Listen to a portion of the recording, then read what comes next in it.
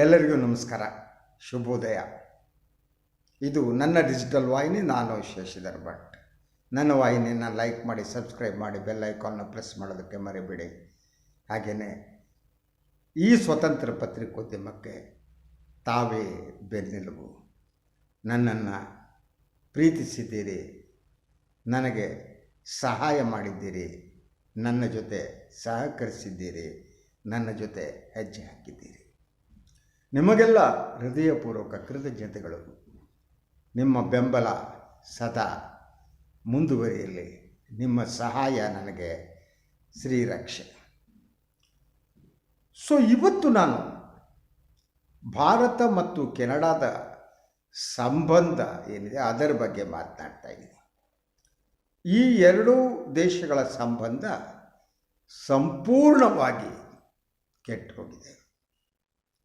ಇದನ್ನು ಸರಿಪಡಿಸಲು ಸಾಧ್ಯವೇ ಅಂತ ಪ್ರಶ್ನಿಸುವ ಹಂತಕ್ಕೆ ಅದು ಬಂದು ನಿಂತಿದೆ. ಮೋದಿ ಸರ್ಕಾರ ಬಂದ ಮೇಲೆ ನಮ್ಮ ವಿದೇಶಾಂಗ ನೀತಿಯಲ್ಲಿ ಹಲವು ರೀತಿಗಳ ಬದಲಾವಣೆಗಳಾಗಿವೆ. ಕೆಲವು ಬದಲಾವಣೆಗಳು ಸ್ವಾಗತಾರ್ಹವಾದದ್ದು, ಕೆಲವು ಬದಲಾವಣೆಗಳು ಸ್ವಾಗತಾರ್ಹ ಅಲ್ಲ. ಕೆನಡಾ ಜೊತೆಗಿನ ಸಂಬಂಧದ ಬಗ್ಗೆ ನಾವು ಮಾತನಾಡುವಾಗ ಸ್ವಲ್ಪ ಮಟ್ಟಿಗೆ ಇತಿಹಾಸವನ್ನು ತಿಳ್ಕೋಬೇಕು. ಕೆನಡಾ ದೇಶದಲ್ಲಿ ಮೊದಲಿಂದಲೂ ಕೂಡ ಖಲಿಸ್ತಾನಿ ಉಗ್ರರು ನೆಲೆ ನಿಂತಿದ್ದಾರೆ ಅನ್ನೋದು ಮೊದಲನೇ ಅಂಶ. ಹಾಗೆಯೇ ಕೆನಡಾ ಜನತಂತ್ರದ ಹೆಸರಿನಲ್ಲಿ, ಸ್ವಾತಂತ್ರ್ಯದ ಹೆಸರಿನಲ್ಲಿ ಈ ಖಾಲಿಸ್ತಾನಿಗಳಿಗೆ ಬೆಂಬಲ ನೀಡ್ತಾ ಬಂದಿದೆ. ಈಗ ಪ್ರಧಾನಿ ಆಗಿರುವ ಜಸ್ಟಿನ್ ಟ್ರೂಡೋ ಅವರು ಏನಿದ್ದಾರೆ, ಅವರ ತಂದೆ ಕೂಡ ಕೆನಡಾದ ಪ್ರಧಾನಿಯಾಗಿದ್ದರು. ಆಗ ಇಂದಿರಾ ಗಾಂಧಿಯವರೇ ಕರೆದು ಹೇಳಿದರು ಅವರಿಗೆ ಇದನ್ನು ನಿಲ್ಲಿಸಿ ಅಂತ. ಆದರೆ ನಿಲ್ಲಿಸಿರಲಿಲ್ಲ. ಸದಾ ಖಾಲಿಸ್ತಾನಿಗಳ ನೆಲೆ ಬಿಡೋದು. ಇನ್ನೊಂದು ಕೆನಡಾದಲ್ಲಿ ನಾವು ತಿಳ್ಕೋಬೇಕಾದ್ದು, ಅಲ್ಲಿ ಜನಸಂಖ್ಯೆ ಅಲ್ಲಿಯ ವಿಸ್ತೀರ್ಣಕ್ಕೆ ಹೋಲಿಸಿದರೆ ಕಡಿಮೆ. ಹೀಗಾಗಿ ಅಲ್ಲಿ ಎಲ್ಲ ದೇಶಗಳ ಜನ, ಎಸ್ಪೆಷಲಿ ಏಷ್ಯಾ ದೇಶದ ಜನ ಕೆನಡಾದಲ್ಲಿ ನೆಲೆ ನಿಂತಿದ್ದಾರೆ. ಭಾರತೀಯರಿದ್ದಾರೆ, ಬಾಂಗ್ಲಾದೇಶದವರಿದ್ದಾರೆ, ಪಾಕಿಸ್ತಾನಿಗಳಿದ್ದಾರೆ. ಹೀಗೆ ಈಗ ಖಾಲಿಸ್ತಾನಿಗಳು, ಭಾರತೀಯ ಜನಸಮುದಾಯ ಏನಿದೆ ಅದರಲ್ಲಿ ಖಾಲಿಸ್ತಾನಿ ಬೆಂಬಲಿತರು ಇದ್ದಾರೆ. ಒಟ್ಟಾರೆ ಸಿಖ್ ಜನಸಂಖ್ಯೆ ಅಲ್ಲಿ ತುಂಬ ಇದೆ. ಅಲ್ಲಿಯ ಚುನಾವಣೆಯಲ್ಲಿ ಬಹುಮಟ್ಟಿಗೆ ಪ್ರಭಾವ ಬೀರುವ, ಚುನಾವಣಾ ಫಲಿತಾಂಶವನ್ನು ಬದಲಿಸಬಹುದಾದ ಅಷ್ಟು ಶಕ್ತಿಯನ್ನು ಅಲ್ಲಿಯ ಸಿಖ್ರು ಹೊಂದಿದ್ದಾರೆ, ಖಾಲಿಸ್ತಾನಿಗಳು ಹೊಂದಿದ್ದಾರೆ. ಈ ಕಾರಣಕ್ಕಾಗಿ ಇಲ್ಲಿ ರಾಜಕೀಯದ ಆಟನೂ ಇದೆ. ಯಾವತ್ತೂ ಅಷ್ಟೇ ವಿದೇಶಾಂಗ ನೀತಿಯಲ್ಲಿ ಚುನಾವಣಾ ರಾಜಕೀಯದ ಲಾಭ ನಷ್ಟಗಳು ಪಾತ್ರ ವಹಿಸಬಹುದು. ವಿದೇಶಾಂಗ ನೀತಿನೇ ಬೇರೆ. ನೀವು ಸ್ಥಳೀಯ ಆಡಿಯನ್ಸ್ ಏನಿರ್ತಾರೆ, ಮತದಾರರು ಏನಿರ್ತಾರೆ, ಅವರು ಇಂಪ್ರೆಸ್ ಮಾಡುವುದಕ್ಕೆ ನೀವು ನಿಮ್ಮ ವಿದೇಶಾಂಗ ನೀತಿಯನ್ನು ಬಳಸ್ಕೋತಾ ಹೋದರೆ ಸಮಸ್ಯೆ ಪ್ರಾರಂಭ ಆಗುತ್ತೆ. ಕೆನಡಾದಲ್ಲಿ ಆಗಿದ್ದು ಅದೇ. ಕೆನಡಾದಲ್ಲಿ ಸದ್ಯದಲ್ಲೇ ಚುನಾವಣೆ ಬರ್ತಿದೆ. ಪ್ರಧಾನಿ ಜಸ್ಟಿನ್ ಅವರು ಮತ್ತೆ ಗೆಲ್ಲುವ ಚಾನ್ಸಸ್ ಕಡಿಮೆ ಅನ್ನುವ ವಾದ ಕೂಡ ಇದೆ. ಅಲ್ಲಿಯ ವಾತಾವರಣ ಅವರ ವಿರುದ್ಧವಾಗಿದೆ. ಹೀಗಾಗಿ ಅವರಿಗೆ ಸಿಖ್ ಬೆಂಬಲ ಅನಿವಾರ್ಯ ಅನ್ನೋದು ಒಂದಾದರೆ, ಅವರ ಇತಿಹಾಸನೇ ಇಂತಹ ಜನರಿಗೆ ಬೆಂಬಲ ನೀಡುತ್ತಾ ಬಂದದ್ದು ಕೆನಡಾದ್ದು. ಇಂತಹ ಕೆನಡಾ ಮತ್ತು ಭಾರತದ ನಡುವೆ ಸಂಬಂಧ ಯಾಕೆ ಈ ಹಂತದಷ್ಟು ಬಂದಿದೆ, ಕುಸಿದಿದೆ, ಆ ಬಗ್ಗೆ ನನಗೆ ಮಾತನಾಡಬೇಕು ಅಂತ ಅನಿಸಿ. ನಾನು ಹೇಳಿದೆ ರಾಜಕಾರಣ ಅಂತ.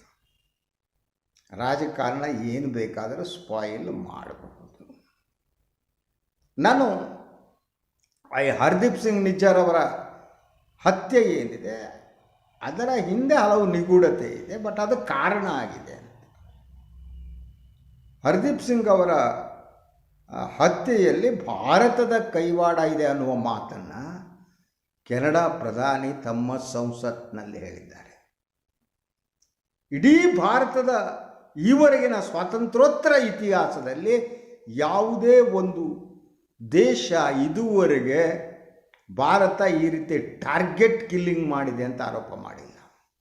This is the first time ಭಾರತದ ರಾ ಏಜೆನ್ಸಿ ಟಾರ್ಗೆಟ್ ಕಿಲ್ಲಿಂಗ್ ಮಾಡಿದೆ ಅಂತ ಒಂದು ದೇಶದ ಪ್ರಧಾನಿ ತಮ್ಮ ಸಂಸತ್ತಿನಲ್ಲಿ ಆರೋಪ ಮಾಡ್ತಾರೆ. ಇಂಥ ಆರೋಪಗಳು ರಷ್ಯಾದ ಮೇಲೆ ಬರೋದು ನಮಗೆ ಗೊತ್ತಿತ್ತು, ಉತ್ತರ ಕೊರಿಯಾದ ಮೇಲೆ ಬರೋದು ನಮಗೆ ಗೊತ್ತಿತ್ತು. ಆದರೆ ಭಾರತದ ಮೇಲೆ ಬಂದಿರುವುದೇನಿದೆ ಇದು ಪ್ರಥಮ ಬಾರಿ. ರಾ ಈ ಹತ್ಯೆಯನ್ನು ನಡೆಸ್ತಾ ಇಲ್ವಾ ಅನ್ನುವ ಚರ್ಚೆಗೆ ನಾನು ಹೋಗ್ತಾ ಇಲ್ಲ. ನಾನು ಈ ಎರಡೂ ದೇಶಗಳ ಸಂಬಂಧ ಕೆಡುವುದಕ್ಕೆ ಕಾರಣ ಆದದ್ದು ಏನು? ಒಂದು ಹರ್ದೀಪ್ ಸಿಂಗ್ ಅವರ ಹತ್ಯೆ ಪ್ರಕರಣ, ಅದು ಜೂನ್ ತಿಂಗಳಲ್ಲಿ ನಡೆದದ್ದು. ಜೂನ್ ತಿಂಗಳಲ್ಲಿ ನಡೆದ ಹತ್ಯೆಗೆ ಸಂಬಂಧಪಟ್ಟ ಹಾಗೆ ಈಗ ಸೆಪ್ಟೆಂಬರ್ ತಿಂಗಳಿನಲ್ಲಿ ಅಲ್ಲಿನ ಪ್ರಧಾನಿ ಜಸ್ಟಿನ್ ಟ್ರೂಡೋ ಅವರು ಯಾಕೆ ಹೇಳಿಕೆಯನ್ನು ನೀಡಿದ್ದಾರೆ? ಇದಕ್ಕೆ ಕಾರಣ ಏನು? This is the important thing. G20 ಸಮಾವೇಶ ಭಾರತದಲ್ಲಿ ನಡೆಯಿತು. ಸೊ ಈ ಸಮಾವೇಶದಲ್ಲಿ ಕೆನಡಾ ಕೂಡ ಭಾಗವಹಿಸಿದ್ದು, ಅಲ್ಲಿನ ಪ್ರಧಾನಿಯವರು ಭಾಗವಹಿಸಿದರು. ಅವರು G7 ಗುಂಪಿನಲ್ಲಿ ಇದ್ದಾರೆ. ಕೆನಡಾ ಅಂದರೆ ವಿಶ್ವದ 7 ರಾಷ್ಟ್ರಗಳು, ಅಭಿವೃದ್ಧಿ ಹೊಂದಿದ 7 ರಾಷ್ಟ್ರ ಗುಂಪಿನಲ್ಲೇ ಕೆನಡಾ ಇದೆ, ಅರ್ಥ ಮಾಡ್ಕೊಳ್ಳಿ. ಸೊ ಇದ್ರ ಒಟ್ಟಾರೆ ಪರಿಣಾಮ ಬೇರೆ ಏನಾಗುತ್ತೆ ಅಂತ ನನಗೆ ಸಮಯ ಇದ್ದರೆ ಅದು ಇಲ್ಲಿ ಮಾತಾಡ್ತೀನಿ, ಅದನ್ನು ನೆಕ್ಸ್ಟ್ ಮಾತಾಡ್ತೀನಿ. ಅವರು ಬಂದಂಥ ಸಂದರ್ಭದಲ್ಲಿ ನಮ್ಮ ಮಾಧ್ಯಮಗಳು ಮಾಡಿದ್ದೇನು ಅಂದರೆ, ಪ್ರಧಾನಿಯವರು ಕರೆದಿದ್ದಾರೆ, ಎಸ್, ಕೆನಡಾ ಪ್ರಧಾನಿಯವರಿಗೆ ಒಂದು ಎಚ್ಚರಿಕೆಯನ್ನು ಕೊಟ್ಟಿದ್ದಾರೆ, ಈ ಖಾಲಿಸ್ತಾನಿ ಚಳವಳಿ ಏನಿದೆ ನಿಮ್ಮ ನೆಲದಲ್ಲಿ ನಡೀತಾ ಇದೆ, ಅದನ್ನು ತಡೀರಿ ಅಂತ ಹೇಳಿದ್ದಾರೆ. ಯಾವುದೇ ಪ್ರಧಾನಿ ಮಾಡಬಹುದಾದ ಕೆಲಸ, ಅದು ಮಾಡಲೇಬೇಕಾದ ಕೆಲಸ. ಅದನ್ನು ನರೇಂದ್ರ ಮೋದಿಯವರು ಮಾಡಿದ್ದಾರೆ. ಹಾಗೆಯೇ ನಮ್ಮ ದೇಶದ ವಿದೇಶಾಂಗ ಸಚಿವರು ಜೈಶಂಕರ್ ಅವರು ಹೇಳಿದ್ದಾರೆ. ಆದರೆ ನಮ್ಮ ಮಾಧ್ಯಮಗಳು ಏನು ಮಾಡಿದ್ವು ಅಂದರೆ, ಅದನ್ನು ಮೋದಿಯವರನ್ನು ಹೊಗಳುವುದಕ್ಕೆ ಬಳಸಿಕೊಳ್ತಾ ಕೆನಡಾ ದೇಶಕ್ಕೆ ಅವಮಾನವಾಗುವ ರೀತಿ ಪ್ರತಿಬಿಂಬಿಸ್ತಾ ಹೋದರು. ಜಸ್ಟಿನ್ ಟ್ರೂಡೋ ಅವರಿಗೆ ಅವಮಾನ ಆಯಿತು, ಮೋದಿಯವರು ಅವ್ರನ್ನ ಹತ್ತಿಕ್ಕಿದ್ರು, ಅವರು ಮರ್ಯಾದೆ ತೆಗೆದ್ರು, ಹಾಗೆ ಮಾಡಿದ್ರು, ಹೀಗೆ ಮಾಡಿದ್ರು. ಒಂದಲ್ಲ ಎರಡು ಎರಡು ದೇಶಗಳ ನಡುವೆ ಮಾತುಕತೆ ನಡೆಯುತ್ತೆ, ಒಂದು ದೇಶ ಇನ್ನೊಂದು ಹೇಳುತ್ತೆ, ಅದಕ್ಕೊಂದು ಗಾಂಭೀರ್ಯ ಇರುತ್ತೆ, ಹೇಳಬೇಕಾದ್ದನ್ನು ಹೇಳಿರ್ತಾರೆ. ಆ ಮಾಧ್ಯಮಕಾರು ಬೇಕಲ್ವಾ? ನೀವು ಮೋದಿ ಪೂಜೆ ಮಾಡೋದಕ್ಕೆ ಹೋಗಿ ಮೋದಿಯವರು ಅದ್ಭುತ ಕೆಲಸವಾಗಿ ಮಾಡಿದ್ದಾರೆ ಅಂತ ಹೇಳುವ ಮೂಲಕ ನೀವು ಕೆನಡಾ ದೇಶ ಮತ್ತು ಪ್ರಧಾನಿಯವರಿಗೆ ಅವಮಾನ ಮಾಡಿರಿ. ಅವರನ್ನು ಸ್ನಬ್ ಮಾಡಲಾಯಿತು, ಅವನನ್ನು ಹಾಗೆ ಮಾಡಲಾಯಿತು, ಹೀಗೆ ಮಾಡಲಾಯಿತು ಅಂತ ಭಾರತೀಯ ಮಾಧ್ಯಮಗಳು ಹೊಡೆದು. ಅದು ಈ ಚುನಾವಣೆಯ ಸಂದರ್ಭದಲ್ಲಿ ಕೆನಡಾದ ಮೇಲೆ ಪರಿಣಾಮ ಬೀರ್ತು.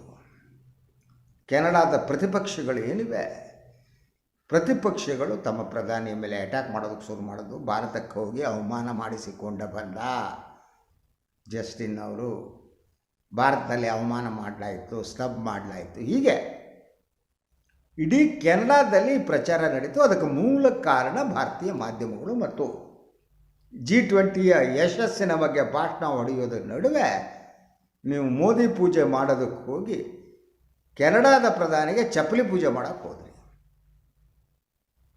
That was the serious blunder. Our media did it. ಇದು ಗಂಭೀರವಾದ ಪರಿಣಾಮವನ್ನು ಕೆನಡಾದಲ್ಲಿ ಬೀರಿತು. ರಾಜಕಾರಣ ಅಲ್ಲೂ ಇನ್ವಾಲ್ವ್ ಆಗಿತ್ತು, ರಾಜಕಾರಣ ಇಲ್ಲೂ ಇನ್ವಾಲ್ವ್ ಆಗಿತ್ತು. ಸೊ ರಾ ಅಂತ ಒಂದು ಸಂಸ್ಥೆ ಏನು ಮಾಡ್ತು ಬಿಟ್ಟಿತು, ಭಾರತ ವಿರೋಧಿಗಳೇ ಹೇಗೆ ಬುದ್ಧಿ ಕಲಿಸ್ತು ಅನ್ನೋದು ಡಿಫ್ರೆಂಟ್ ಇಶ್ಯೂ. ಅದನ್ನೇ ಹರ್ದೀಪ್ ಸಿಂಗ್ ನಿಜ್ಜರ್ ಏನಿದೆ, ನಾವು ದೊಡ್ಡ ಉಗ್ರಗಾಮಿ, ಅನುಮಾನ ಇಲ್ಲ. ನಾವು ಅವನ ತಲೆ ಮೇಲೆ ಕೂಡ ದುಡ್ಡನ್ನು ಭಾರತ ಸರ್ಕಾರ ಘೋಷಿಸಿತ್ತು. ಪಂಜಾಬ್ನಲ್ಲಿ ಹಲವು ಇಂಥ ಘಟನೆಗಳಿಗೆ ಕಾರಣ ಆಗಿದ್ದ ಅವನು ಹರ್ದೀಪ್ ಸಿಂಗ್. ಸೊ ದೇಶದ ಹಿತದೃಷ್ಟಿಯಿಂದ ರಾನೋ ಇನ್ನೊಂದು ಸಂಸ್ಥೆನೇ ಯಾವುದೋ ಒಂದು ತೀರ್ಮಾನ ತಗೊಳ್ಳತ್ತೆ, ಆದರೆ ಅದನ್ನು ನಿರ್ವಹಿಸಬೇಕಾದ್ದು ಸರ್ಕಾರ. ನೀವು ರಾಜಕೀಯ ಲಾಭಕ್ಕಾಗಿ ಯಾವುದೇ ಒಂದು ಘಟನೆಯನ್ನು ಬಳಸ್ಕೋತಾ ಹೋದ ತಕ್ಷಣ ಸಮಸ್ಯೆ ಪ್ರಾರಂಭ ಆಗುತ್ತೆ. ಇಲ್ಲಿ ಆದದ್ದು ಅದೇ. ಆದ್ದರಿಂದ ಜೂನ್ನಲ್ಲಿ ನಡೆದ ಒಂದು ಹತ್ಯೆಗೆ ಸಂಬಂಧಪಟ್ಟ ಹಾಗೆ ಸೆಪ್ಟೆಂಬರ್ನಲ್ಲಿ ಸಂಸತ್ನಲ್ಲಿ ಅಲ್ಲಿನ ಪ್ರಧಾನಿ ಘೋಷಣೆ ಮಾಡ್ತಾರೆ, ಇದರಲ್ಲಿ ಭಾರತದ ಕೈವಾಡ ಇದೆ ಅಂತ. ಹಾಗೆಯೇ ಭಾರತದ ಹಿರಿಯ ರಾಜತಾಂತ್ರಿಕ ಅಧಿಕಾರಿಯನ್ನು ಹೊರಗಾಕ್ತಾರೆ, ಭಾರತ ಕೂಡ ಅದು ಹೊರಗಾಕತ್ತೆ. ಸೊ ಇಡೀ ಭಾರತದ ವಿದೇಶಾಂಗ ನೀತಿಯಲ್ಲಿ ಇದು ಬಹು ಮುಖ್ಯವಾದ ತಿರುವು. ಅದರ ಜೊತೆಗೆ ಇದರ ನಿರ್ವಹಣೆಯಲ್ಲಿ ನಾವು ವಿಫಲರಾಗಿದ್ದೇವೆ, ನಮ್ಮ ಸರ್ಕಾರ ವಿಫಲ ಆಗಿದೆ, ಮಾಧ್ಯಮಗಳು ವಿಫಲ ಆಗಿದೆ. ಸರ್ಕಾರ ಏನು ಮಾತನಾಡುತ್ತೆ, ಹೇಗೆ ಮಾತನಾಡುತ್ತೆ ಅನ್ನೋದು ಭಾಳ ಇಂಪಾರ್ಟೆಂಟು, ಹೇಗೆ ಹ್ಯಾಂಡ್ಲ್ ಮಾಡುತ್ತೆ ಅನ್ನೋದು ಭಾಳ ಇಂಪಾರ್ಟೆಂಟು. ಆದ್ದರಿಂದ ಎಲ್ಲವನ್ನೂ ಕೂಡ ರಾಜಕೀಯ ಲಾಭದ ದೃಷ್ಟಿಯಿಂದ ನೋಡಿದರೆ ಇಂಥ ಅಪಾಯ ಏನಿದೆ, ಅಪಾಯ ಬಂದು ಬರುತ್ತೆ. ನೀವು ರಾಜತಾಂತ್ರಿಕ ಮಾರ್ಗಗಳ ಮೂಲಕ ಒಂದು ಸಮಸ್ಯೆಯನ್ನು ಬಗೆಹರಿಸಬೇಕೇ ಹೊರತು ಅದಕ್ಕೆ ಬೇರೆ ದಾರಿಗಳಿರಲ್ಲ. ನೀವು ರಾಜತಾಂತ್ರಿಕ ಮಾರ್ಗವನ್ನು ಬಿಟ್ಟು ಬೇರೆ ದಾರಿಯಲ್ಲಿ ಹೋಗುವುದು ಅಂತಾರಾಷ್ಟ್ರೀಯ ಮಟ್ಟದಲ್ಲಿ ಅದು ಬೇರೆ ಬೇರೆ ಪರಿಣಾಮವನ್ನು ಬೀರುತ್ತೆ. ಆವಾಗ ವಿಶ್ವಗುರು ಆಗೋಕ್ಕಾಗಲ್ಲ, ನಮಗೆ ನಾವೇ ಗುರು ಆಗೋದಕ್ಕೂ ಸಾಧ್ಯ ಇಲ್ಲ. ಇಂತಹ ವಾತಾವರಣ ಇವತ್ತಿನ ದಿನ ಸೃಷ್ಟಿಯಾಗಿದೆ. ಭಾರತ ಮತ್ತು ಕೆನಡಾದ ನಡುವಿನ ಸಂಬಂಧ ಸಂಪೂರ್ಣವಾಗಿ ಕುಸಿದು ಹೋಗಿದೆ.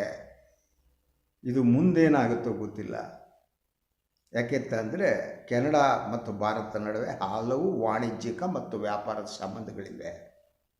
ಆ ಸಂಬಂಧಗಳೆಲ್ಲ ಯಾವ ಟರ್ನ್ ತಗೊಳುತ್ತೆ ಗೊತ್ತಿಲ್ಲ.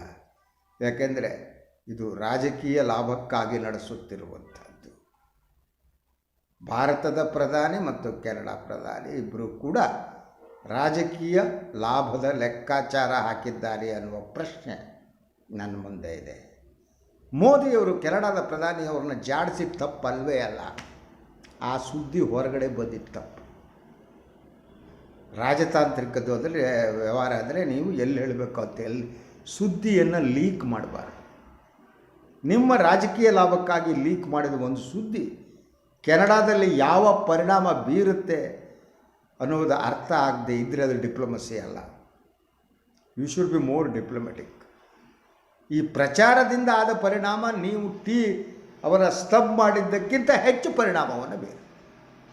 ಅದು ಆಗಿದೆ, ಅಂಥ ಸ್ಥಿತಿಯನ್ನು ನಿರ್ಮಿಸಲಾಗಿದೆ. ಮುಂದೇನಾಗುತ್ತೆ ನೋಡ. ಹಾಗೆಯೇ ಪ್ರಿಯ ವೀಕ್ಷಕರೇ, ಇನ್ನೊಂದು ವಿಚಾರದೊಂದಿಗೆ ಮತ್ತೆ ನಾನು ಬರ್ತೀನಿ. ಈ ನನ್ನ ವಾಹಿನಿಯನ್ನು ಲೈಕ್ ಮಾಡಿ, ಸಬ್ಸ್ಕ್ರೈಬ್ ಮಾಡಿ, ಬೆಲ್ ಐಕಾನ್ನ ಪ್ರೆಸ್ ಮಾಡೋದಕ್ಕೆ ಮರಿಬೇಡಿ.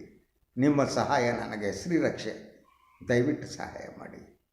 ನಿಮ್ಮ ಸಹಾಯದಿಂದ ನನ್ನ ಧ್ವನಿಯನ್ನು ಉಳಿಸಿ ತಾವು ನನ್ನನ್ನು ಪ್ರೀತಿಸ್ತೀರಿ, ತಾವು ನನ್ನನ್ನು ಗೌರವಿಸ್ತೀರಿ, ತಾವು ನನಗೆ ವಿಶ್ವಾಸವನ್ನು ತುಂಬುತ್ತಿದ್ದೀರಿ, ತಾವು ನನಗೆ ಸಹಾಯವನ್ನು ಮಾಡ್ತಿದ್ದೀರಿ. ಎಲ್ಲರಿಗೂ ಒಂದು ದಿನ ಒಳ್ಳೆಯದಾಗಲಿ. ನಮಸ್ಕಾರ.